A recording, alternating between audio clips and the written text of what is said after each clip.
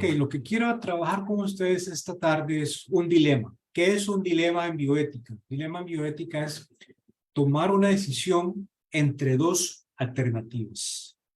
Eso es un dilema entre A o B, o entre uno y dos, o entre lo malo y lo bueno, entre lo correcto o lo incorrecto. Digámoslo de esa forma. Y esa tensión que se genera al momento de definir por qué me decanto, si por A o por B, o si por uno o por dos, y por qué. ¿Qué argumentos empleo para decidirme por uno o por dos? Y es que en la judicialización de la salud ocurre un fenómeno muy complejo, que es un debate que existe entre los derechos humanos, que ya vamos a ver cuáles son sus postulados en ese tema, de frente a las postulaciones de la salud pública o de la seguridad social. Es que cada uno tiene argumentos a favor o en contra de la judicialización. Y entonces, ¿qué respuesta nos da la bioética? ¿verdad? La bioética entendida, pues, como una disciplina de la ética que estudia, digámoslo, la forma que se pueden tomar las decisiones o se deben tomar las decisiones en el ámbito sanitario, las decisiones correctas, digámoslo, como para proteger los mejores intereses de las personas, de los pacientes o de los habitantes, en términos muy generales. Entonces lo que vamos a intentar es esclarecer cuáles son las respuestas que da la bioética. Entonces, primero voy a hacer un ejercicio con ustedes. Digámoslo, la pregunta que nos formulamos es si la judicialización es una herramienta para hacer efectivo un derecho humano. ¿Es la única o habrá otras alternativas? ¿Y qué prevalece en ese dilema, en ese estire y encoge? ¿La salud pública o los derechos humanos o un poco de ambos? Vamos a intentar buscar algunas respuestas. Y para eso les voy a someter el siguiente ejercicio. Asumamos todos que estamos en una clínica, en un hospital de San Juan de Dios, un hospital nacional de tercer nivel, y se presenta a la consulta externa una señora nicaragüense que solicita una prueba de diagnóstico por VIH. Y está nacionalizada, tiene su carnet de residencia en Costa Rica y está asegurada en la Caja Costarricense de Seguro Social. Y entonces, si yo le pregunto a ustedes en el salón si estaríamos de acuerdo o no en que esta señora reciba esa atención o ese examen de laboratorio por VIH, yo creo que todos estaríamos de acuerdo en que sí. ¿verdad? Creo que hay alguien que diga, oiga, no, mire, ¿por qué? Derecho, está asegurada, etcétera. Pero además, en la fila, ese día, está un señor que tiene 55 años y que requiere un trasplante de riñón. Y entonces yo les pregunto a ustedes, ¿están de acuerdo? Y bueno, yo creo que todos estaríamos de acuerdo en que ese señor de 55 años reúne los requerimientos desde el punto de vista clínico para ser un candidato para un trasplante de riñón. Pero en la fila resulta que viene una señora, una mujer de Limón, que tiene una situación de drepanocitosis. Y la drepanocitosis es, aunque no necesariamente una condición de las personas de raza negra o digamos de afrodescendientes, aunque no necesariamente, que tiene algún factor complicado como una enfermedad genética en términos hematológicos. Y la señora pidió tratamiento en San Juan de Dios y creo que todos estamos de acuerdo en decirle que sí, adelante, reciba usted el tratamiento. Viene en la lista ese día un señor, una mujer con obesidad mórbida que solicita una cirugía de una hernia incisional. Y bueno, creo que estaríamos de acuerdo en decirle a la señora que tiene derecho también, ¿verdad? A esa atención. Viene el señor, viene la señora con un chico de 1 año que requiere un tratamiento de neumococo, vacuna de neumococo, y ¿cómo le vamos a decir que no al chiquito, verdad? Tiene derecho, estamos de acuerdo todos, que tiene derecho a esa atención. Viene un joven de 25 años en la lista ese día, en la fila, que tiene solicita un tratamiento por lipodistrofia, vive con VIH. Recordemos que la lipodistrofia es esa condición que le ocurre a una persona por un uso frecuente y prolongado de tratamiento antirretroviral. Genera algunas deformaciones en la cara, en los hombros, etc. Y a través de un tratamiento de lipodistrofia, eso se puede corregir. Bueno, también está asegurado, también está con seguridad al día, y creo que todo el mundo estaría de acuerdo que tiene ese derecho a hacer ese tratamiento. Y finalmente, viene un gordito que solicita un bypass gástrico, todos estaremos de acuerdo. O sea, estas personas, 1, 2, 3, 4, 5, estas 7 personas, todas son usuarios de la Seguridad Social Costarricense y en principio tendrían una prioridad en la atención sanitaria. Pero ¿qué pasa? Si vemos los costos, esto es muy simbólico, ¿verdad? La prueba de VIH para la señora nicaragüense vale 5.000 colones. El trasplante de riñón vale 35.000 colones. El tratamiento para la drepanocitosis, 45.000 colones. La hernia para la señora con obesidad mórbida vale 10.000 colones. La vacuna del neumococo, caramba, se me pegó esto.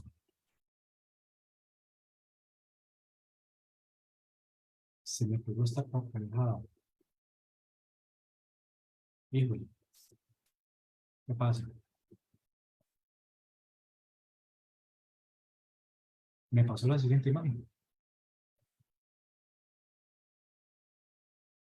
Todo suma más de 100.000 colones. Todo suma más de 100.000 colones. Y la Caja Costarricense de Seguro Social solo tiene 100.000. Es decir, que va a haber gente que no va a poder ser atendida por lo menos de momento. Entonces la pregunta que nos hacemos, si no tenemos todo el dinero en este momento para atender a las personas, ¿a quién vamos a atenderle primero? ¿O con qué prioridad? ¿O con qué orden? ¿Con el orden en que llegaron? ¿O por las que son menores de edad? ¿O por los que son mujeres? ¿O por los que son adultos mayores? ¿Qué criterio vamos a usar? Entonces vean lo que pasa. En principio, podría que ustedes consideran conmigo en que se quedaría sin tratamiento los casos menos urgentes o menos prioritarios. La cirugía de la hernia de la mujer con obesidad mórbida. El tratamiento de la hipodistrofia, porque es, digamos, es importante, pero digámoslo, no tan importante como otros tratamientos de esta lista que vimos. Y el bypass gástrico. Digamos, podríamos esperar que esas 3 personas van a tener que decir, ok, yo me tengo que esperar porque la institución solo tiene recursos para atender a estas personas, a las que no están incluidas en este grupo. ¿Qué significa esto, gentes? Esto significa que si yo tengo, si en la Caja Costarricense de Seguro Social tiene un total de 185.000 colones, perdón, solo tiene un total de 100.000 colones y todos estos tratamientos cuestan 185.000 colones, significa que los que estén por debajo de los 100.000 son las caritas felices que ustedes ven ahí. La señora con la prueba del VIH, la vacuna del neumococo. Pero en este rango entre la flecha celeste y la flecha roja están las caras tristes y amargadas, ¿verdad? Es decir, la gente que no tuvo la oportunidad, por lo menos en ese momento, de poder esperar a que le atiendan en la Caja Costarricense de Seguro Social. ¿Por qué? Porque faltan 85.000 colones que hay que conseguirse. Esta brecha que existe es la brecha entre la salud pública y los derechos humanos. La tensión, el pulso que existe tiene que ser resuelto. Y la pregunta es, ¿cómo lo resolvemos? Entonces la pregunta que nos hacemos, ¿por qué se ha judicializado la salud? Bueno, todos los días vemos noticias, Sala Constitucional se convierte en aliado de la salud de miles de personas entre las negativas de la Caja. Todos los días los hospitales de la Caja reciben recursos de amparo, fallos de la Sala Cuarta retrasan desahogo de listas de espera. Sala Cuarta coge el recurso de mujer que no pudo asegurar a su marido ante la Caja contra la Seguridad Social. Y así infinidad de noticias que todos los días vemos en los diarios. Pacientes logran en Sala Cuarta 34 millones en medicinas. Eso es una noticia de hace un poco, no mucho tiempo. La Caja está valorando la posibilidad, eso fue un poco antes de pandemia, de tener un contenido presupuestario para asignarle a las personas con enfermedades raras, por ejemplo, o con costos elevados de tratamientos con costos elevados, o tratamientos específicos, es decir, destinar recursos para este propósito. Y entonces, si buscamos las causas, bueno, muchas son desde el sistema de cobertura, porque hay una expansión demográfica y epidemiológica y una delimitación de los servicios de salud. Es decir, no tenemos suficientes hospitales, no tenemos suficientes clínicas, no tenemos suficientes médicos o enfermeros. La prensa juega un papel muy importante. La prensa promueve de alguna manera el que se formulen recursos de amparo. Eso que vemos ahora, sala constitucional, entonces la gente dice, oiga, yo también quiero presentar un recurso de amparo en la sala constitucional. El mismo gestor, y ya lo vamos a ver con algunos ejemplos, promueve. El mismo gestor le dice a la gente, mire, vean, yo no puedo hacer nada, pero apruebo la sala constitucional, presente este recurso de amparo. Yo no le puedo asegurar darle este tratamiento que usted me está pidiendo, pero presente el recurso de amparo. La industria de la salud también promueve a veces procedimientos, a veces medios diagnósticos o tratamientos que no necesariamente están dentro de la lista oficial de medicamentos o no necesariamente son valiosos o importantes o necesarios para los habitantes. Entonces, digamos, incentivan un consumo de un producto determinado. Por otro lado, el médico prescriptor puede llegar y considerar un tratamiento que no está en la lista oficial de medicamentos es el adecuado para el paciente y que sugeriría, digamos, acudir a tribunales de justicia para tener acceso al tratamiento. La cultura culpabilizadora, de la cual ya vamos a hablar dentro de algunos minutos, en términos de qué es lo que pasa a veces en una dinámica hospitalaria que genera que haya denuncias. El rompimiento de la relación médico-paciente, esa relación de confianza que debe estar siempre presente, esa relación cálida y humana que debe estar siempre presente entre cualquier trabajador de la salud y los usuarios de los servicios de salud. Ese rompimiento, esa relación de confianza, provoca demandas o reclamos. Y luego la medicina defensiva. La medicina defensiva como esa práctica del personal sanitario que busca de alguna manera realizar una serie de maniobras, realizar una serie de procedimientos o solicitarlos para que no lo demanden, ¿verdad? Para protegerse él, pero recarga en la seguridad social una gran cantidad de tensiones que no pueden ser resueltas específicamente. Y entonces esas tensiones son atendidas en los tribunales de justicia. Esas son como algunas de las más importantes que ocurren. Hablemos de la culpa, la cultura culpabilizadora. Y vean ustedes este ejemplo que ocurre mucho en las clínicas y en los hospitales. En un servicio de urgencias pediátrico se presenta una niña de 3 años que se ha dado un golpe en la mano. El pediatra de guardia le pregunta a la madre, ¿y me lo trae hasta ahora? Cuando el golpe fue hace más de 5 horas. Es decir, a partir de ahí se generó ya una ruptura, un reclamo, un reproche que se le hizo a la mamá del chiquito. Eso rompió la relación. Esa cultura culpabilizadora genera ese descontento de la gente y provoca reclamaciones. Otra situación. Pero en este caso la madre trae a la niña por un resfriado. ¿Y por qué me trae a la niña cuando este problema no es para nada urgente? Y le da una regañada. Entonces, de nuevo, te presenta una situación en que, lejos de, digamos, educar o sensibilizar, el médico regaña. Vean este otro ejemplo. El paciente llega a la consulta y le dice a la doctora, ayer dijeron en la tele que las pastillas para el colesterol que dan ustedes perjudican más que otra cosa. Y la doctora le dice, por fortuna usted no toma este tipo de medicina. El paciente ya alza la voz y le dice, claro, no las tomo porque usted nunca se ha tomado la molestia de mirarme el colesterol. Entonces la doctora le dice, lo miramos hace 1 año. El paciente ya más molesto. Mentira. Hace al menos 2 años que no me hago ese análisis. Ya la doctora le dice, bueno, siempre que lo hemos mirado ha salido bien. No se preocupe. Y el paciente finalmente dice, pues ahora me hace usted unos análisis. Yo no me quiero morir de un infarto. Y con suerte agregue, si no me los hace, me voy a los tribunales de justicia. Ese tipo de situaciones son muy comunes de que el usuario dice, vengo a pelearme con usted. Vengo a reclamarle porque usted no ha hecho algo que usted para mi criterio, debería estar realizando. Entonces aquí entran en juego algunos principios de conformidad de algunos grupos de población. Digamos, para los trabajadores de la Caja Costarricense de Seguro Social, lo más importante es hacer el bien, la beneficencia. Es decir, es un principio ético importante del trabajador de la salud, de la enfermera, del médico, del psicólogo. Desde la perspectiva del usuario, lo importante es la capacidad de poder tomar decisiones.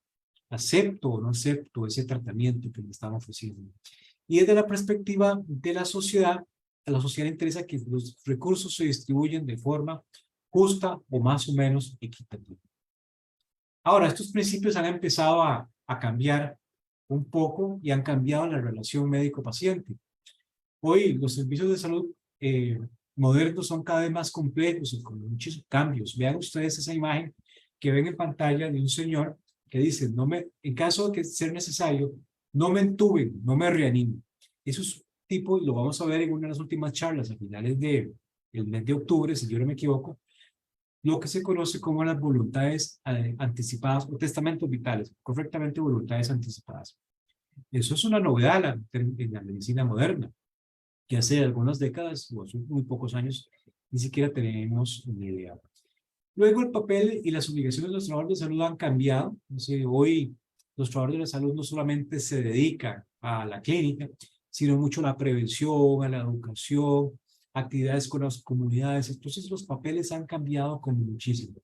Y desde la perspectiva de ustedes como usuarios de servicios de salud, ustedes están mejor informados, tienen una tableta, tienen el Google, tienen redes con otros países, con otras organizaciones que se contactan y dicen, oigan, ustedes en su país, ¿cómo les va con este caso? Y nosotros nos va de esta forma y ustedes empiezan a tener un contacto muy importante con otras organizaciones.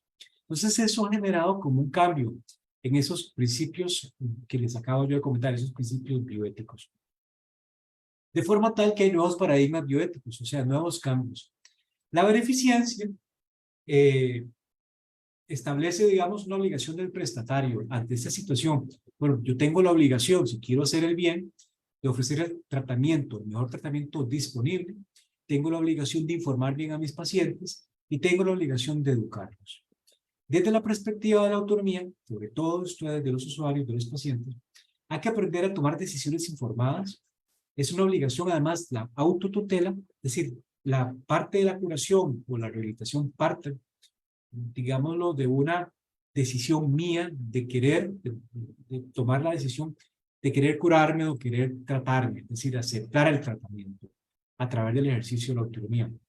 Y en la justicia, digámoslo, nos toca a todos, como sociedad, como un todo, incrementar los recursos, mejorarlos, distribuirlos adecuadamente, de conformidad con los mecanismos que tengamos y tratar de buscar cada vez de forma progresiva más recursos para ir atendiendo a aquellos señores que nos quedaron sin tratamiento. ¿Se acuerdan? El de la obesidad mórbida, el del bypass y el de la lipodistrofia. Hagamos este ejercicio para que entendamos la diferencia que hay entre equidad e igualdad. Porque es que la equidad y la igualdad, gentes, no son lo mismo. Veámoslo en este ejemplo que tenemos aquí en pantalla. La realidad es lo que vemos ahí en la imagen número 1. Hay un partido de fútbol, están jugando Saprissa y Alajuela esta noche, y hay un chico que tiene 1, 2, 3, 4, 5, 6, 7 cajones para ver el partido. 4 de ellos no ocupa, con suerte hasta 5. Otro apenas alcanza a tener un cajón. Miren lo que triste. Y este otro, todavía más triste, apenas tiene la posibilidad de ver las tablas, ¿verdad? Además, tras de eso le cavaron un hueco, o sea, por debajo del nivel del suelo. Esa es un poco la realidad, las injusticias y las inequidades en la distribución de los recursos en nuestro país. La igualdad sería darle a cada uno un cajón, pero vea qué pasa si le damos a cada uno un cajón. El chico más alto, el de la camiseta celeste, realmente no lo ocupa porque él es suficientemente alto. Pero en un ejercicio de que hay que darle todos lo mismo por igualdad, le dimos un cajón a alguien que no ocupaba. En cambio, si nos vamos al escenario de la equidad, a la equidad, las reglas de la equidad son distintas. A la equidad responde asignar recursos de conformidad con las necesidades de cada persona. Entonces, al de camisa excelente, oigan, le dimos caja que no lo ocupa. Al chico pequeñito, le damos, de las 3 cajas, le damos 2, que son las que necesita. Y el chico mediano, le damos una caja. ¿Qué pasó? Hicimos una distribución equitativa de conformidad con las necesidades de cada persona. Eso es equidad. Y eso en salud pública es lo que deberían hacer los estados, seguridades sociales, asignando, distribuyendo los recursos de conformidad con las necesidades, las prioridades o las enfermedades más prevalentes o los grupos de población más vulnerabilizados. Algunos dicen que la justicia debería ser eliminar la barrera. Yo a veces no estoy tan convencido. La barrera, como un conjunto de reglas que tenemos que respetar, deben existir. Lo que no se vale es que nos las pongan muy altas, de forma tal que no podamos ver, ¿cierto? Así que este ejercicio lo hago con el propósito de que podamos ver la importancia de que en este debate entre salud pública y derechos humanos, la salud pública nos dice que los recursos no son suficientes, los cajones no son suficientes, que existen limitaciones en la distribución de esos cajones y que la obligación de la salud pública es de establecer esas prioridades mediante distintos mecanismos, ¿verdad? ¿Cómo establezco yo una prioridad? ¿Cuáles son las enfermedades más prevalentes? Las hipertensiones o la diabetes o el cáncer. Entonces yo asigno la mayor cantidad de recursos a esas prioridades. Por ejemplo, si es salud mental, si el VIH no es tan prioritario, bueno, asigno un poquito de menos recursos. Lo que no debería ocurrir es que la asignación de recursos se haga mediante la judicialización. ¿Por qué? Porque de alguna manera hay algunas personas que no podrán acudir a los tribunales de justicia. Por los que nos van, otros no podrán ir. Entonces, obtienen una parte de los cajones, o obtienen cajones aquellos que van a acudir a los tribunales de justicia en perjuicio de aquellos que no van. Deberíamos tratar de procurar una distribución equitativa de los recursos de forma tal que no sea necesario ir a los tribunales de justicia. Y la pregunta que nos hacemos es cómo evitamos ir a los tribunales de justicia. Desde la perspectiva, como he dicho, de la salud pública, a la salud pública le corresponde establecer prioridades y administrar los recursos de forma correcta, de forma tal que se asignen los recursos de forma equitativa. Los hospitales, los medicamentos, los exámenes de laboratorio, todo deberían estar más o menos bien distribuidos a lo largo y ancho del territorio nacional. De forma tal que la gente de San José tenga las mismas oportunidades de Limón que en San Isidro del Quintana, por ejemplo. Eso es administrar adecuadamente los recursos. Ahora, yo les había dicho que íbamos a hablar de un dilema. Ya hemos dicho qué hace la salud pública: priorizar, ajustar los recursos de conformidad con las necesidades, con los grupos vulnerabilizados, administrar con cuidado los recursos y tal, y obtenerlos constantemente. Pero los derechos humanos tienen otro discurso, totalmente distinto, el que conocemos de la sala constitucional, para que nos estemos un poco más familiarizados. La igualdad y la equidad entre los seres humanos es un principio inexorable. Es decir, en eso quizás puede compartir bastante con la misma salud pública. Los derechos humanos y el derecho humano a la salud es universal, o sea, no se puede distinguir entre nadie. Entre migrantes y nacionales, por ejemplo, o entre personas de una provincia u otra, o entre enfermedades, entre una condición y otra. No se vale hacer ninguna discriminación entre asegurados y no asegurados, etc. Para los derechos humanos no habría ninguna diferencia. Y sobre todo no es atendible el recurso de que no hay, el argumento de que no hay recursos, es decir, que no hay dinero. No se vale decir eso desde la perspectiva de los derechos humanos. Es decir, cuando la sala constitucional le dice a la caja, oiga, yo no puedo otorgar ese medicamento porque no tengo dinero, la sala le dice, eso no es un argumento. Usted no me puede decir que no tiene dinero. Usted tiene que ver cómo consiguen los recursos. Si ese medicamento o ese tratamiento es eficaz, eficiente y si está registrado en el país, usted obtenga los recursos y hay evidencia científica de que responde a la patología del paciente está solicitando que sea atendida, usted deberá, cada constancia de seguro social, buscar esos recursos. Y todo derecho debe ser satisfecho. En general, digamos, en listas de espera, en acceso a medicamentos, siempre la sala constitucional va a buscar cómo satisfacer la pretensión del habitante, salvo algunos contados casos la Sala Constitucional siempre logra acceder a la pretensión de las personas. Y entonces en ese dilema entre lo que dice la salud pública, que yo no tengo todos los recursos, o la seguridad social, yo no tengo todos los recursos, y los derechos humanos que dice, oiga, usted debe ver dónde los consigue, porque tiene que satisfacer esta pretensión, y dónde quedan los derechos de los pacientes o los derechos de los usuarios. ¿Ya? Entonces, ¿qué pasa con un tratamiento costoso? ¿Es un gasto o es una inversión? Si nos preguntamos, tratamiento para VIH, hace algunos años el tratamiento antirretroviral para VIH se decía que era un gasto. ¿Cuál gasto? Es una inversión. Hoy le hemos devuelto calidad de vida y cantidad de vida a miles de personas en este país que hoy son productivas, que trabajan, que constituyen una familia, etc. Entonces, tenemos que tener claro que muchos de estos esfuerzos que se hacen por, ya sea por mecanismos de judicialización o no judicialización, buscan de alguna manera que se hagan inversiones importantes en materia sanitaria. Puede hacer mucho tipo de inversión, construir un EVAIS, construir una clínica, digamos, reconstruir un laboratorio, un hospital. En que queda situación quedan los tratamientos muy costosos, como los trasplantes de órganos, o los casos de enfermedades raras que ustedes conocen. ¿Cómo quedan esos casos entre ese dilema entre la bioética y los derechos humanos? ¿Y habrá en que hay justicia? ¿Será que en algunos momentos se le da tanto a uno que se descobija a otro y entonces de pronto tenemos que por la que la Sala Constitucional un chico tiene muchas cajas y otro tenga menos cajas? Es una pregunta que uno podría hacerse perfectamente. Y nos podemos preguntar, ¿existe un derecho a exigir más de la capacidad de la respuesta institucional?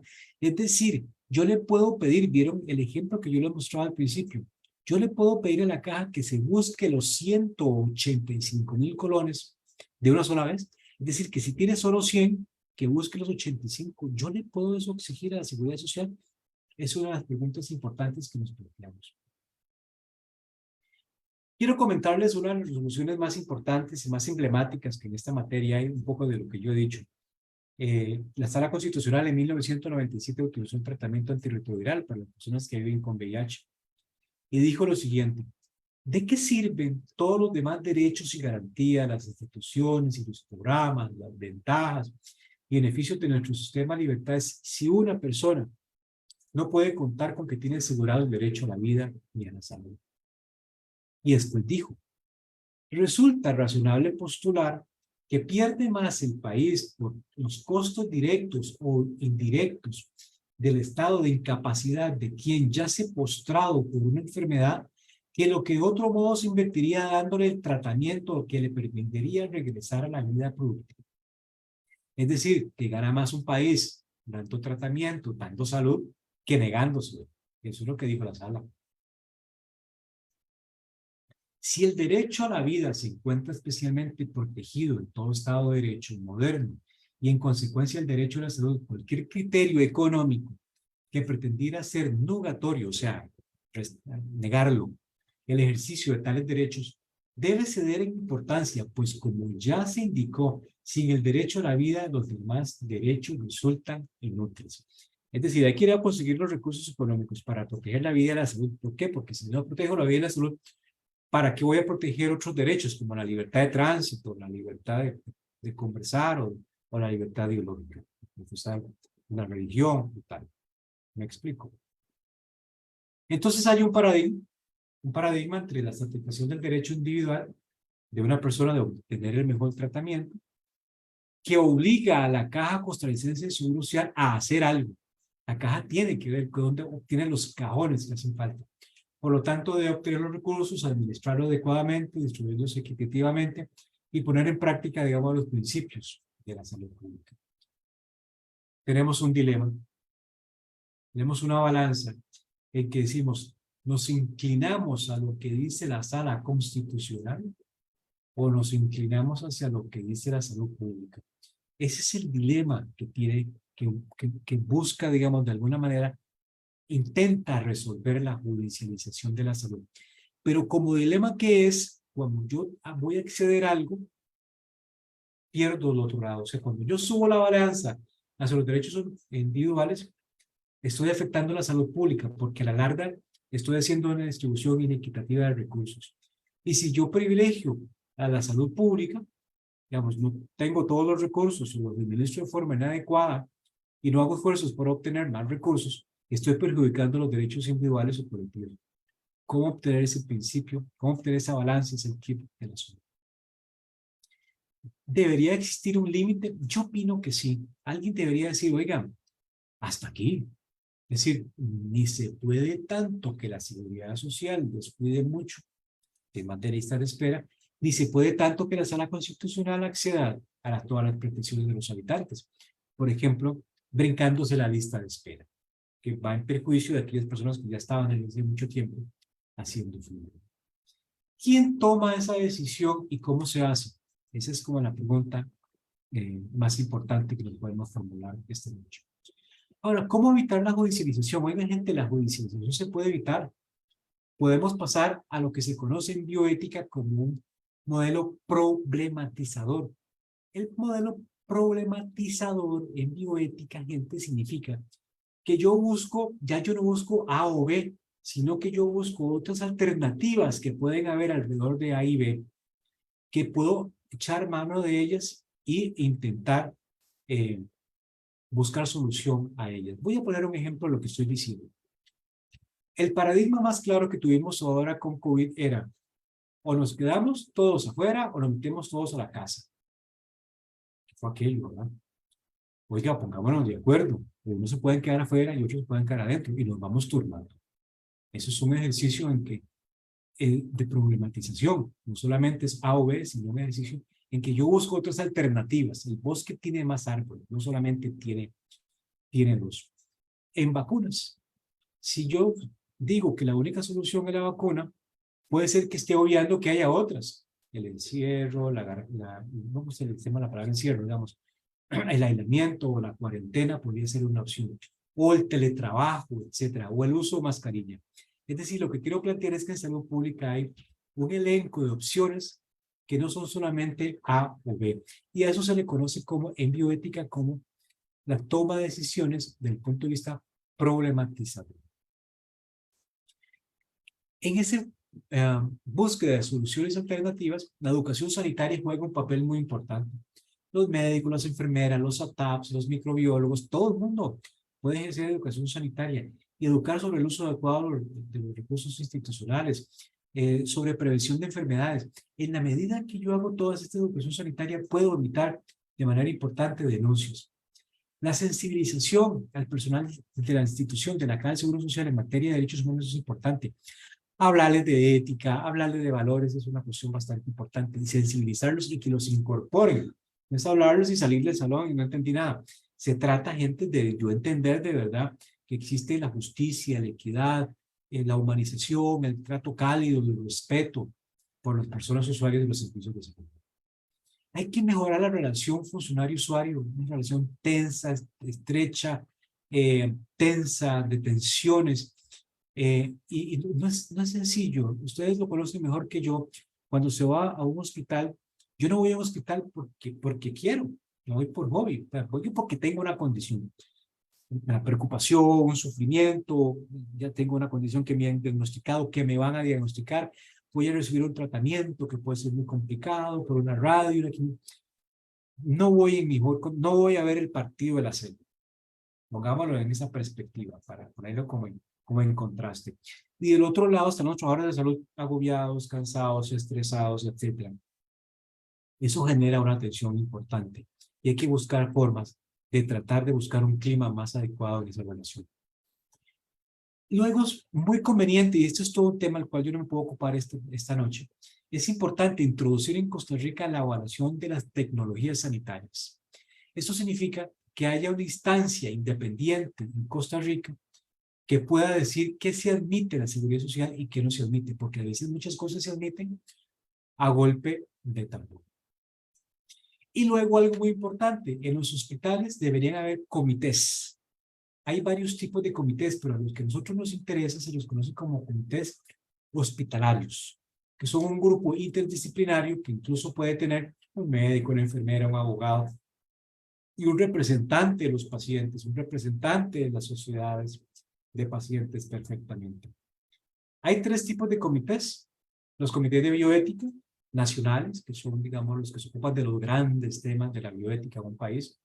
Después están los comités de ética de la investigación en ensayos humanos, ensayos clínicos controlados, y de los que estoy hablando yo esta noche, los comités asistenciales, que son órganos que asesoran, que orientan, que educan a los trabajadores de la salud en situaciones complejas para evitar que las decisiones sean tomadas por otros, por terceros. ¿Qué importancia tienen los comités de ética? Evitan que las decisiones no sean tomadas por otros. ¿Por quiénes? Por los médicos, o sea, que no solamente el médico tiene que un paternalismo. Oiga, yo tomo la decisión porque soy el médico. Trata de evitarse eso. Trata de evitarse que la decisión la tomen los representantes legales. Algunos por exceso, porque tanto protegen a la persona que puede tomar una decisión adecuada, y otros por descuido, no toman la decisión correcta por descuidados. Y tratar de evitar que la decisión sea, como estamos tratando esta noche, por los jueces, por el juez que poco conoce de medicina, que poco conoce de salud pública y que tiene un mandato de resolver y atender una pretensión. Y entonces la decisión se escapó como el pescado, ¿verdad?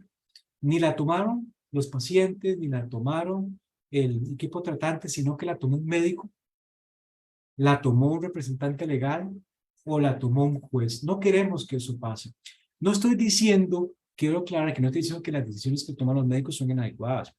Tampoco estoy diciendo que las decisiones que toman los representantes legales o los jueces.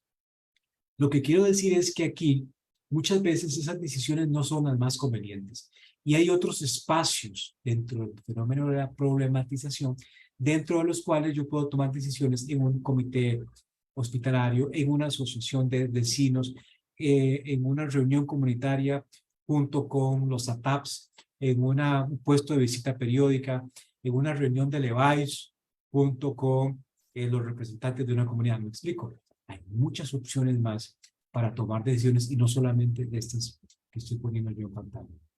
Los comités de ética que existen en muchos hospitales de la seguridad social tienen una función de asesoramiento, de educación. Vamos a ver. Así como yo voy al médico que me asesore porque tengo una dolencia y busco una respuesta, así como yo voy a un analista financiero para que me oriente cuál es la mejor forma de hacer una inversión con la pensión que he obtenido. Así como hoy donde un abogado que me asesore porque tengo una situación jurídica y no sé si sería correcto hacer una reclamación porque no me están pagando un crédito que yo debería estar cobrando. Así también voy a un comité ético científico, que es un comité, un ético clínico, se llaman de igual forma, es indistinto, a buscar asesoramiento, que me asesoren desde el punto de vista ético. Tiene una función consultiva, es decir, se consulta, ellos emiten un criterio, tratando, digámoslo, de que el conflicto que se ha generado en el hospital se ha resuelto ahí internamente y no se ha llevado a los tribunales de justicia. Se trata de comités de calidad en el término de que lo que tratan es de que se tome una decisión idónea y correcta a los mejores intereses del hospital, de los trabajadores de la salud y del paciente o de los usuarios. Y busca una resolución pacífica de los conflictos hospitalarios. De nuevo, digámoslo como un filtro para tratar de que ese conflicto no se lleve digamos, a la Defensoría, no se lleve a la Contraloría de Servicios, no se lleve a los tribunales de justicia, no se lleve a la Sala Constitucional. Es decir, que el conflicto se resuelva en casa de manera amigable y negociable. Y emite recomendaciones que no son vinculantes, pero que, digamos, tienen un poder moral importante. Esta tabla que ven ustedes aquí en pantalla, gentes, trata de hacer una comparación entre lo que es la mediación y lo que hace un comité de ética. La mediación, que no existe en la seguridad social costarricense, lo que busca es, digamos, tratar de rehacer el vínculo que se ha establecido, mientras que el comité de ética busca orientar una decisión. La intervención es una vez que ha pasado el problema, es posterior, es curativo. En cambio, en el comité es preventiva. evitar que haya un conflicto, evitar ir a los tribunales. La función es de arbitraje, la persona está buscando, digamos, cómo resolver, un tercero, un árbitro, busca cómo resolver. En el comité alguien asesora. La actitud es muy activa de las partes y en la mediación. En cambio, el comité de ética es más pasivo. Las personas esperan un consejo del comité ético científico. El procedimiento de la mediación es más de diálogo, se conversa entre todas las partes. En cambio, el comité de ética es deliberativo, se toma una decisión, que es lo más conveniente. Y el resultado, normalmente en la mediación es obligatorio y en el comité de ética no es vinculante, pero es moralmente vinculante. Estas comparaciones las he tratado de establecer porque en algunos espacios, en algunas oportunidades, podría ser, no existe en la seguridad social costarricense. Lo vuelvo a decir, no existen espacios de mediación, pero sería conveniente tenerlos para evitar que se judicialice en muchos casos. Colombia, Argentina y sobre todo México tienen una Comisión Nacional de Arbitraje Médico, donde ahí se resuelven muchas controversias de forma, con estos principios de la mediación y el arbitraje, de forma amigable y entendida, digámoslo en buenos términos, buscando la paz social, evitando que las personas tengan que ir a los tribunales de justicia. Conclusiones. Efectivamente, gente, existe una controversia entre la posición de la salud de los derechos humanos, que es idealista, que podemos atenderlos a todas las personas en el mismo momento, que no se puede discriminar, hasta cierto punto es idealista, es aspiracional y hacia eso quisiéramos. Pero la salud pública, la real, yo tengo pocos cajones, yo no tengo todos los cajones para que todos los chicos puedan ver el partido.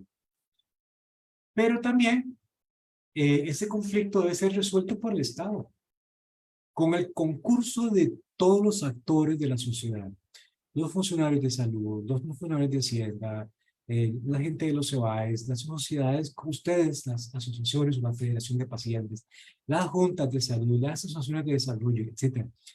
Todos podríamos de forma democrática deliberar y buscar soluciones, establecer prioridades, atender nuestras preocupaciones, cuáles son los asuntos que más nos preocupan y más urgentes en nuestra comunidad o en nuestro hospital. Y tratar de evitar que esas decisiones no sean tomadas por un juez. Pero el Estado tiene la obligación de obtener, administrar y planificar los recursos de forma correcta, de forma tal que los pocos cajones que el Estado tiene para que los chicos vean el partido sean distribuidos de forma justa y equitativa entre todo el mundo. En todos estos niveles de intervención, el Estado y los demás actores sociales deben tener presente que la protección de la salud y la vida de las personas deben ser el fundamento principal. Ese es el norte. Tenemos que tener como centro, el epicentro de todo el individuo, la persona, su dignidad humana.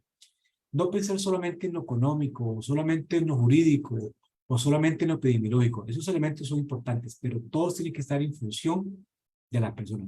Es el enfoque centrado en el individuo, el enfoque centrado en las comunidades.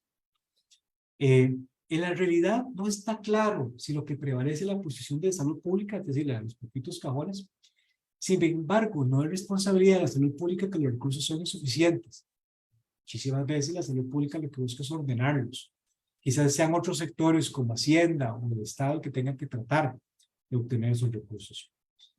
Lo que sí está claro es que existe un mandato de derechos humanos de proteger, prevenir las enfermedades y emplear los recursos de la forma más adecuada. El Estado tiene una obligación desde la perspectiva de los derechos humanos, que es obligación de hacer cosas, crear hospitales, crear acueductos, formar médicos, crear ATAPs, formar ATAPs, tener un listado básico de medicamentos, educación sanitaria, etc. Esas son las obligaciones de ser, y tienen que ser progresivas, dice, cada vez de forma creciendo. No se vale retroceder en materia del derecho humano a la salud. Los comités de ética juegan un papel muy importante. Yo siempre insisto, yo los invito a ustedes a que promuevan la conformación o fortalezcan los comités de ética que existen en los hospitales con los cuales ustedes trabajan. Y es necesario incrementar los niveles de satisfacción del usuario y evitar gastos innecesarios. Miren, hay una bioticista española que se llama Adela Cortina que dice que hacer lo correcto es barato. Es decir, hacer siempre lo que debemos hacer nos ahorra mucho dinero.